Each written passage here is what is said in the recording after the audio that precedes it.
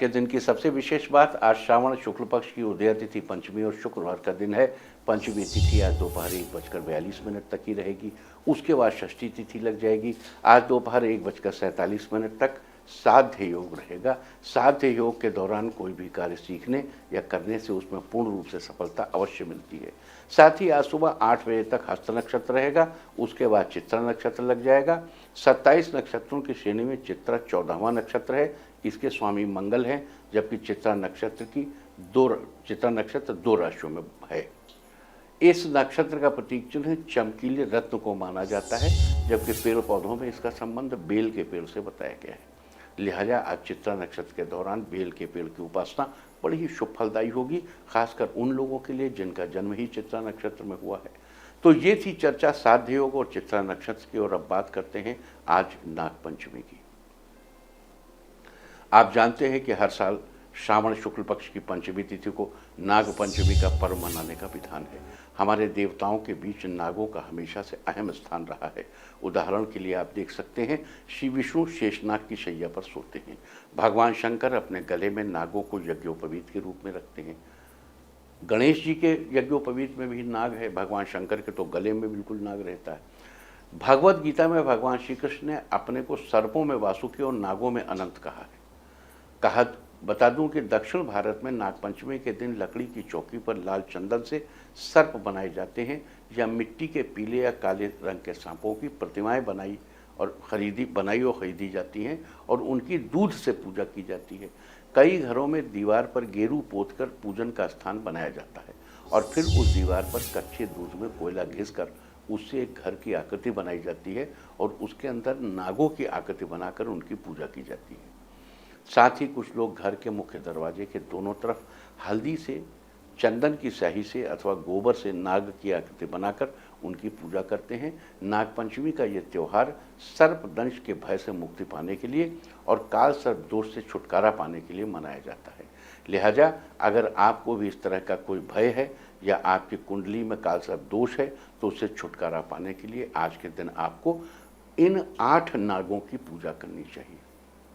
ये अष्टनाग कौन कौन से हैं?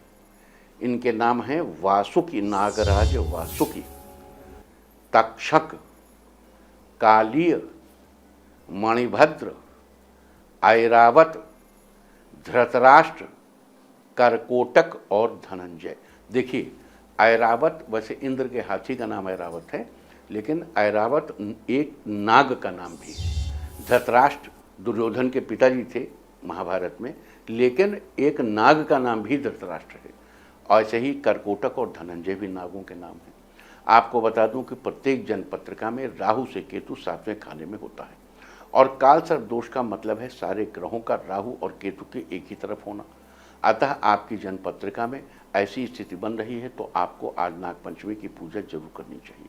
लेकिन यहाँ कोई बात और बता दूं कि अगर आपकी पत्रिका में काल सर्प दोष नहीं है, तब भी आपको आज दिशाओं के क्रम में नागों की पूजा जरूर करनी चाहिए, क्योंकि राहु तो सबकी जनपत्रिका में है। लिहाजा काल सर्प दोष हो या न हो, राहुकृत पीड़ा की शांति के लिए दिशाओं के सही क्रम में पूजा करना सभी के लिए फायदेमंद होगा। बता दूं कि राहु सर्प का मुख है। ये जो काल सर्प है तो इसमें राहु सर्प का मुख है, केतु सर्प की पूंछ है। लेकिन पूजन पूंछ का नहीं किया जाता, न मध्य में किया जाता है, मुख में किया जाता है। पूजन मुख में किया जाना है। ऐसे ही अब देखो, यहाँ आपको बता दूं कि पृथ्वी में सूर्य की गति के सापेक्ष जो इलेक्ट्रोमैग्नेटिक फील्ड मूव करती है, वो भी एक प्रकार का राहु बताया गया है। वास्तु नाग उसे भी कहा गया है। उसकी दाहिनी कोख में पूजन करना चाहिए। लेकिन यहाँ जब नागपंचमी की पूजा हो रही है तो मुख में पूजन करना है। लिहाजा आपको देखना है कि आपकी जनपत्रिका किस खाने में राहु बैठा हुआ है और फिर उसी के अनुसार सही दिशा में नागपंचमी की पूजा करनी। देखिए, हर आदमी की पत्रिका में 12 खाने हैं और उसमें राहु कहाँ पे बैठा हुआ है उसके हिसाब से आपको अपनी पूजा, आपकी पत्रिका में राहु कहाँ बैठा है, अब एक वर्ग बनाइए। इसके अनुसार ईशान कोण यानी उत्तर पूर्व दिशा में वासुकी नाग की पूजा करनी चाहिए। पूर्व दिशा में आप चाहे तो कागज पे लिख लीजिए, तक्षक की पूजा करनी चाहिए। दक्षिण पूर्व में कालीय नामक नाग की पूजा करनी चाहिए। दक्षिण दिशा में मणिभद्र नामक नाग की पूजा करनी चाहिए। देखो, समझ लो, लिख लो, अभी हम फिर से आपको सब बताएंगे। दक्षिण पश्चिम साउथ वेस्ट में ऐरावत। अब यहाँ देखो क्या एक विशेषता है, साउथ वेस्ट राहु का स्थान माना गया है, राहु की उपमा हाथी से दी गई है। ऐरावत नामक नाग, ऐरावत नामक इंद्र का हाथी, ये प्रतीकों को मिलाइए, देखिए सब चीज़ें मिलती जुलती हैं एक दूसरे से। एक ये जो हमारा धर्म है, भारतीय धर्म, हमारा हिंदू धर्म, ये एक जीवन शैली है। ये किसी को बंधन में नहीं बांधता है, बंधनों से मुक्त करता है।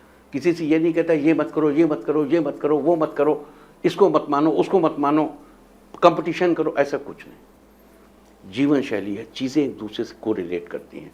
साउथ वेस्ट में ऐरावत की, ऐरावत यानी इंद्र के हाथी की नहीं, ऐरावत नाम के नाग की पूजा करनी है। पश्चिम दिशा में धृतराष्ट्र नामक नाग की पूजा करनी है।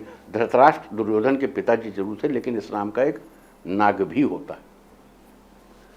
उत्तर पश्चिम दिशा में करकोटक नाम के नाग की पूजा करनी है और उत्तर दिशा में धनंजय नाम के नाग की पूजा करनी चाहिए।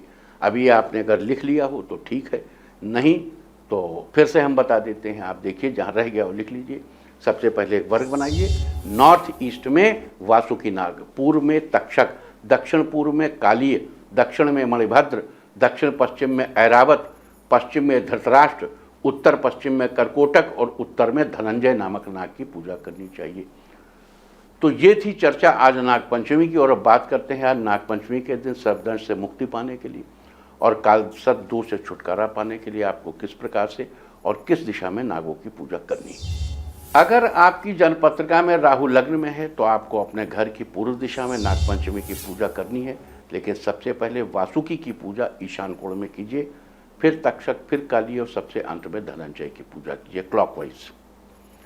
अगर आपकी जन्मपत्रिका में राहु दूसरे खाने में है तो घर की पूर्व दिशा जहां उत्तरी दिशा से मिलती है नॉर्थ ईस्ट में, वहां नाग पूजा कीजिए, लेकिन सबसे पहले वासुकी से शुरू कर तक्षक, काली, धनंजय, तक्षक, काली, मणिभद्र, ऐरावत, धृतराष्ट्र, करकोटक और फिर धनंजय की पूजा कीजिए। अब यहाँ पे देखिए, समझने वाली बात है कि यदि आपकी जन्मपत्रिका में राहु थर्ड हाउस में है तो घर की उत्तरी दिशा जहाँ पूर्व दिशा को छूती है, वहाँ पे उत्तरी दिशा जहाँ पूर्व दिशा, अभी पूर्वी दिशा जहाँ उत्तर को छू रही थी वहाँ पूजा की थी आपने वासुकी की। अभी उत्तरी दिशा की लाइन आकर के जहाँ पूर्व को छू रही वहाँ पे नाग पूजन कीजिए। देखने में दोनों एक ही जैसे, उत्तर पूर्व एक ही कोने में तो मिल रहा है, लेकिन इस कोने को भी तो 45 डिग्री पे काट सकते हैं आप, एक पूर्वी हिस्सा एक उत्तरी हिस्सा। तो जो इसका उत्तरी हिस्सा है वहाँ पे नाग पूजन कीजिए। लेकिन यहाँ अब आपको क्लियर कर दूँ, नॉर्थ ईस्ट में वासुकी है, वासुकी नागराज, ठीक है, तो वासुकी से ही पूजा शुरू करेंगे। फिर क्रमशः तक्षक, कालीय, मणिभद्र, ऐरावत, धृतराष्ट्र, करकोटक और फिर धनंजय का पूजन करना है। अब आते हैं, राहु अगर चौथे घर में है तो घर की उत्तर दिशा में पूजन करनी है, लेकिन सबसे पहले पूजा वासुकी की करेंगे, फिर धनंजय की करेंगे, उसके बाद तक्षक पे आएंगे। ध्यान से देखिएगा, नंबर 1 वासुकी सबसे ऊपर नॉर्थ ईस्ट में, फिर धनंजय उत्तर, अब फिर क्लॉकवाइज हो जाइए। अब वासुकी के बगल में इधर पूर्व में तक्षक, कालीय, मणिभद्र, ऐरावत, धृतराष्ट्र, करकोटक, ठीक है। अब मान लिए करकोटक का उत्तर पश्चिम, अगर आपकी जन्मपत्रिका में राहु छठे घर में पड़ा है, 5वें स्थान पर है, 5th हाउस में, चौथे के बाद तो 5वां घर आएगा ना, तो उत्तरी दिशा जहां पहले इधर छू रही थी अब पश्चिम को भी तो छुएगी, जहां पश्चिम को छूती वहां नाग पूजन करें, लेकिन पहले नागराज वासुकी का पूजन करें और फिर यहाँ पे, फिर उसके बाद करकोटक का पूजन करें, फिर धनंजय, तक्षक, कालीय, मणिभद्र, ऐरावत और आखिर में धृतराष्ट्र का पूजन करें।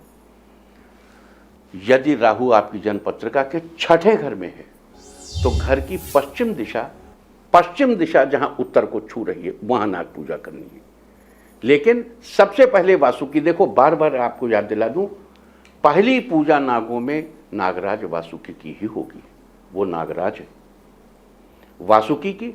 फिर आप आएंगे करकोटक, फिर धनंजय, फिर तक्षक, कालीय, मणिभद्र, ऐरावत और धृतराष्ट्र का पूजन करेंगे। अगर सप्तम स्थान पे आपकी जन्म पत्रिका में 7वें घर में राहु हो तो घर की पश्चिम दिशा में नाग का पूजन करें। और पश्चिम दिशा के नाग पूजन में गाय के गोबर का बड़ा महत्व है, बड़ा महत्व है। अगर उससे कुछ बना सकें तो बहुत अच्छा, नहीं बना सकते कोई बात नहीं, आप सामान्य पूजा कीजिए। लेकिन सबसे पहले वासुकी, फिर धृतराष्ट्र, फिर कर्कोटक, धनंजय, कालीय, मणिभद्र, ऐरावत, ऐसे। और यदि आपके राहु आपकी जन्मपत्रिका के 8वें खाने में हो तो घर की पश्चिमी दीवार जहाँ दक्षिणी दिशा को स्पर्श करती हो वहाँ नाग पूजा करनी चाहिए। लेकिन सबसे पहले वासुकी, फिर यहाँ आइए, फिर यहाँ से चलिए, फिर पहले ऐरावत, फिर धृतराष्ट्र, फिर कर्कोटक, फिर धनंजय के बाद तक्षक, फिर कालीय, फिर मणिभद्र का पूजन करना चाहिए। अगर राहु 9वें खाने में हो तो साउथ की वॉल, दक्षिण की वॉल जहां पश्चिम दिशा को छूती हो उस जगह पर नाग पूजा करें। देखो भाई एक बात बताओ, एक दीवार ये आ रही है, एक दीवार ये आ रही है। अगर आपको दीवार में बनाना है तो ये पश्चिम की तरफ से आ रही दीवार इस पे बना सकते हैं, और ये दक्षिण की तरफ से आ रही है। और दक्षिणी दीवार जहाँ पश्चिम को छूती है, अगर आपके वहाँ हमने जैसा बताया तो इस दक्षिण वाली दीवार में आप बनाइए नाग की आकृति और वहाँ पे पूजा कीजिए। और पूजा सबसे पहले वासुकी की, फिर ऐरावत, फिर धृतराष्ट्र, फिर कर्कोटक, फिर धनंजय, फिर तक्षक, फिर काली और फिर मणिभद्र का पूजन करें। अगर राहु जन्मपत्रिका के 10वें खाने में है तो दक्षिण दिशा में आपको अपने घर की दक्षिण दिशा वाली दीवार पर वो बनाना है, ऐपन से बना ले, जैसे भी आप बनाते हो, आपकी जो लोक परंपरा हो तो। लेकिन पहले वासुकी, फिर मणिभद्र, फिर ऐरावत, फिर देखो मूवमेंट क्लॉकवाइज है।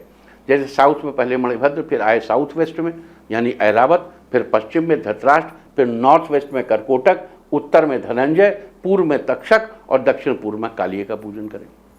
तो अगर आपकी जन्मपत्रिका में राहु एकादश स्थान पर हो तो जहां दक्षिणी दिशा पूर्वी दिशा को छूती है, दक्षिणी दिशा में नाग पूजा करनी है, जहां दक्षिणी दिशा पूर्वी दिशा को छूती है। और सबसे पहले वासुकी, फिर कालीय, मणिभद्र, धृतराष्ट्र, कर्कोटक, धनंजय और तक्षक की पूजा करें। और अगर आपकी जन्मपत्रिका में राहु 12वें खाने में हो तो घर की पूर्वी दिशा जहाँ पर दक्षिणी दिशा को छूती है उस जगह पर बैठकर नाग पूजा करनी है। और सबसे पहले नागराज वासुकी, फिर कालीय, फिर ऐरावत, धृतराष्ट्र, कर्कोटक, धनंजय और अंत में तक्षक की पूजा करनी है। तो ये सारी चर्चा थी आज पंचमी के बारे में, नाग पंचमी के बारे में। उम्मीद है कि आप इस चर्चा का लाभ जरूर उठाएंगे। देखो जैसे 12वें खाने में है तो यहाँ सबसे पहले आपने वासुकी की, फिर आप इस कोने में आए, फिर दक्षिण पश्चिम, फिर उत्तर पश्चिम, फिर उत्तर, इस तरीके से आपको पूजा करनी है और फिर पूर्व में करनी है।